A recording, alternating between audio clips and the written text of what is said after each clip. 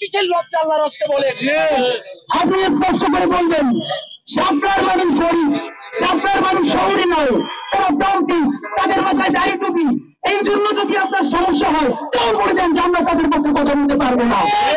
তাহলে ইনসাফ কেমনি কায়েম করতে হয় আপনাদেরকে নামাই আমরা সেটাকে কারণ না। আপনাদের হাতে, আপনাদের সারা গায়ে তিনখানার রক্ত, শাপলার রক্ত, জুলাইয়ের রক্ত, শত শত হাজার হাজার শহীদের রক্ত। আল্লাহর হস্তে জাতিসংঘকে অন্তর্ভুক্ত করে অতি দ্রুত শাপলা গণহত্যা তদন্তের জন্য কমিশন গঠন করুন। আমরা হেফাজতের কাছ থেকে শুনতে চাই না, সরকারি কমিশনের মাধ্যমে জানতে চাই এইখানের নিরীহ মানুষগুলোকে হত্যা করবার জন্য কত লক্ষ বুলেট ছুরি ফেলা হয়েছিল। আর একটা কথা ভাই, এইখানে যে গুলিগুলো চালানো হয়েছে সেটা তো আর্মি, রেবেল, বিডিআরের, পুলিশের, তাহলে সেই হিসেব আছে এখন সরকারের কাছে। সরকারকে বলতে হবে এই সপ্তাহে একটা গুলি চালানো হয় নাই, অথবা বলতে হবে কত লক্ষ গুলিগুলো এখানে চালানো হয়েছে।